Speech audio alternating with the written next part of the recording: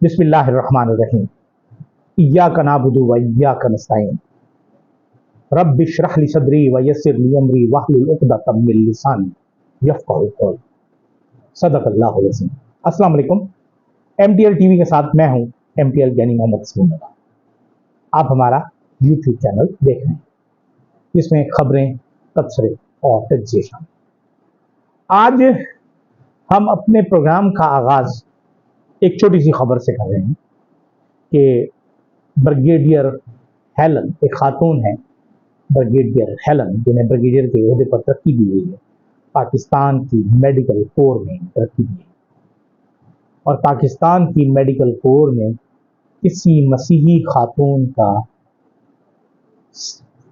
Single star या 1 star officer बनना का ये पहला मौका है।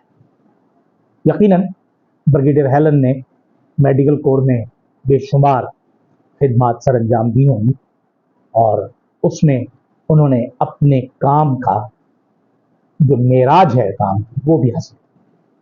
मैं उन्हें मुबारकबाद पेश करता हूँ और अपने उन तमाम मसीही भाइयों को जो पाकिस्तान में किसी भी शोबे में काम करना चाहते हैं, उन्हें दावत देता हूँ कि आप आगे आएँ और आकर पाकिस्तान की हर फील्ड में आकर अपनी सलाहियतों का लोहा मनवाएं। गुज़िश्ता रोज एक छोटी सी खबर आई थी जो ज़ाहिर तो बहुत छोटी सी है, लेकिन दुनिया के लिए, पाकिस्तान के लिए तो वो छोटी सी है, लेकिन दुनिया के लिए वो बहुत बड़ी खबर है। जैसा हम सबको पता है कि यमन में इस वक्त हौसी बागियों का मामला चल रहा है, जंग चल रही है और उस पर दोनों तरफ से लड़ाइयाँ चल रही हैं। शाम की जानिब से, और इसमें एक तरफ अमेरिका है, यूरोप है और दूसरी तरफ हौसी है। लेकिन गुज़िश्ता रोज जो खबर आई वो आई कि उस इलाके में मौजूद हौसी बागियों ने उस इलाके में मौजूद एक तैयारा बरदार बहरी जहाज आइजनहावर पर हमला किया। आइजनहावर एक तैयारा बरदार जहाज है जो हुकूमत अमेरिका की मिल्कियत है और जहां कहीं भी जरूरत होती है अपने बहरी बेड़ी की हैसियत से वो उसे भेजा जाता है और जा सकता है। और आइजनहावर जो थे वो अमेरिका के सदर का नाम भी है, ज़ाहिर उनके नाम पर ये रखा गया। 1975 से वो ये जहाज जो है वो अमेरिकी बहरिया का हिस्सा है। उस पर हमला कितना हुआ, उसे नुकसान हुआ नहीं हुआ, अगर हुआ तो कितना हुआ, ये मामला बिल्कुल अलग है।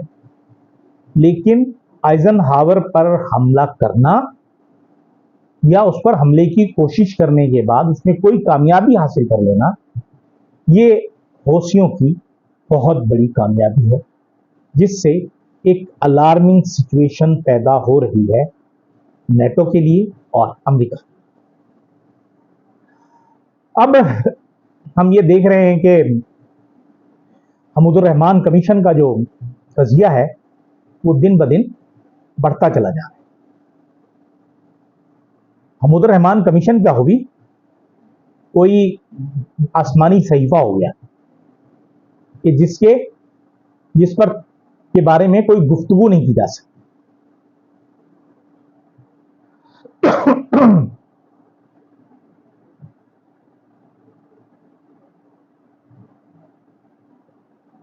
हमूदुर रहमान कमीशन की रिपोर्ट का जो कज़िया है वो बड़ा खतरनाक होता जा रहा है। और क्योंकि ये ट्वीट हुआ इमरान खान के ट्विटर अकाउंट से, ऑफिशियल से, उसके बाद कुछ एक वीडियो आ गई जो शेख मुजीबुर रहमान के हवाले से थी। अब इसमें ये जो बहस है हमूदुर रहमान कमीशन की रिपोर्ट और उसके बाद शेख मुजीबुर रहमान, अब एक जो हमारा कज़िया चल रहा है इमरान खान के ट्वीट के बाद से, यानी हमूदुर रहमान कमीशन। जस्टिस हमूदुर रहमान पाकिस्तान के चीफ जस्टिस थे और उन्होंने सानिया 71 के बाद, सानिया दिसंबर के बाद, सानिया मशरकी पाकिस्तान के बाद, ढाका फॉल के बाद, जिससे जो काम कहा जाए, जो नाम दिया जाए, उसके बाद हुकूमत वक्त ने उन्हें 72 में उनकी जिम्मेदारी दी कि इसके असबाब का जायजा लेते हैं। ये क्यों हुआ, इसका जिम्मेदार कौन है। इसमें हर शख्स को देखा जाए, इसमें फौज, सिविल, हुकूमत, सियासतदान, तमाम लोग। तो हमीदुर रहमान कमीशन की रिपोर्ट जो थी वो पाकिस्तान में तो कभी मंजर आम पर आई नहीं, लेकिन भारत से उसके कुछ हिस्से जो हैं वो चोरी करवा के शाये करवाए गए, रिलीज किए गए। यकीनन जो चीज़ें भारत को सपोर्ट करती हैं तो वहाँ से वो होंगे, और क्या होगा हम कैसे करेंगे। लेकिन बहरहाल अब हमीदुर रहमान कमीशन के बाद शेख मुजीबुर रहमान आ गए, उनकी वीडियो आ गई। ये गद्दार कौन, शेख मुजीब या याह्या।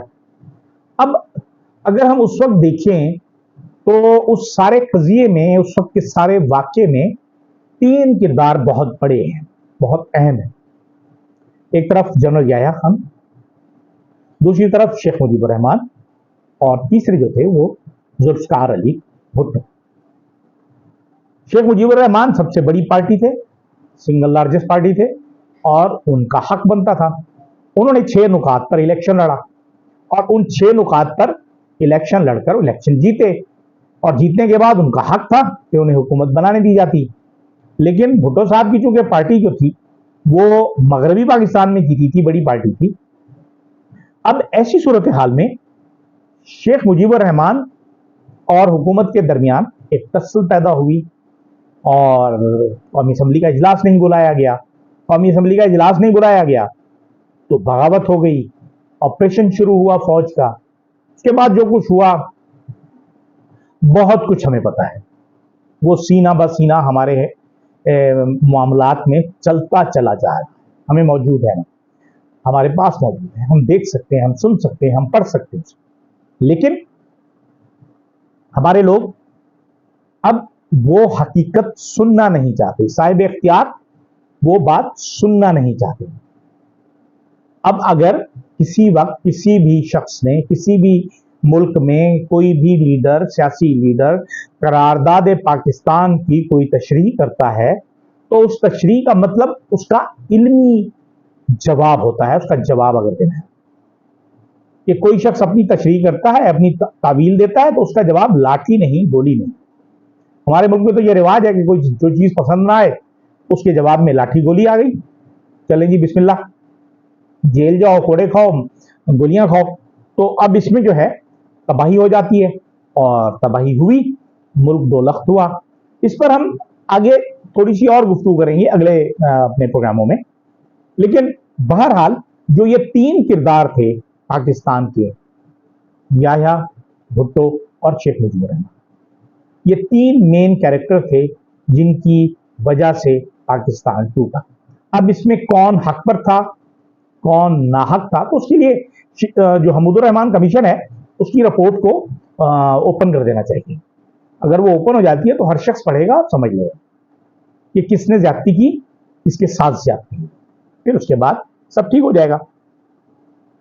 अब वजीर आजम साहब 2 दिन बाद चाइना जा रहे हैं दौरे पर, और सुना यह है कि वहां जाकर बड़े बड़े मुआहदे करेंगे और सीपैक का फेज 2 शुरू करेंगे, और फिर क्या होगा। जनाब अली गुजारिश है कि पाकिस्तान को सीपैक के फेज 1 ने क्या दे दिया है, या सीपैक का जो असल काम था, जो असल इलाका था, जो असल बेनिफिशरी एरिया होना चाहिए था, उसे क्या फायदा मिला। वो तो आज भी 20 घंटे बगैर बिजली के गुजारा करता है, आज भी उसके पास पानी नहीं होता, आज भी वो ट्रेवल करता है तो बड़ी मुश्किल से करता है, दहशतगर्दी का शिकार है। आमदनी के जराए जो आज से 5-7 साल पहले उनके पास ज्यादा हुआ करते थे, अब वो खत्म हो गए। पहले वो कभी तेल और खाने पीने की चीजें ईरान से मंगवा कर गुजारा कर लिया करता था, अब उन तमाम चीजों पर पाबंदी लग गई। आम आदमी तो अब तेल या पेट्रोल या डीजल का कारोबार नहीं कर सकता। अब यहां तो बड़े बड़े मगरमच्छ आ गए हैं जिनकी अरबों रुपए का कारोबार है, और वो गवादर और तुर्बत से लेकर पेशावर तक उनके पेट्रोल पंप चल रहे हैं और उनका बिजनेस चल रहा है।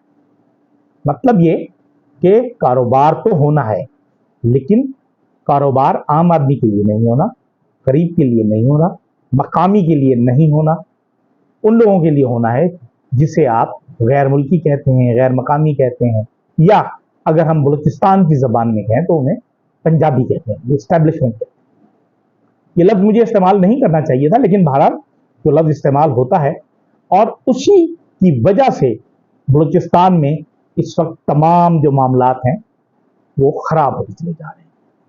बीसियों मरतबा हम गुजारिश कर चुके हैं कि पाकिस्तान में हालात को बेहतर बनाने के लिए आप बलूचिस्तान में बिलुमूम और मकरान डिवीजन में बिलखुसूस जो इकोनॉमिक एक्टिविटीज़ हैं उनको बढ़ाएं। अगर वहाँ के लोगों के पास आमदनी के ज़राए होंगे, वो खुशहाल होंगे, तो वो पाकिस्तान, पाकिस्तानी फ़ौज, Pakistani establishment, Pakistani bureaucracy, Punjabi bureaucracy, Punjabi अफराद, पंजाबी लोग, इन सबसे मोहब्बत करेंगे। उन्हें नफरत करने का वक्त नहीं मिलेगा, क्योंकि वो अपनी माशी सरगर्मियों में इन्वॉल्व हैं। हमारे यहाँ तो सीपैक अमेरिका के कहने पे बंद हो जाएगा और ये टाइटैनिक पाकिस्तान को दबो के ही दम लेगा। और ये टाइटैनिक, इसका जो शिप का कैप्टन है वो अमेरिका है, और पाकिस्तान में जो लोग इस वक्त रखे हुए हैं वो यकीनन उस कैप्टन के छोटे हैं, और ये छोटे इस मुल्क को बर्बाद करके ही दम लेंगे। इजाज़त दीजिए, अल्लाह हाफ़िज़।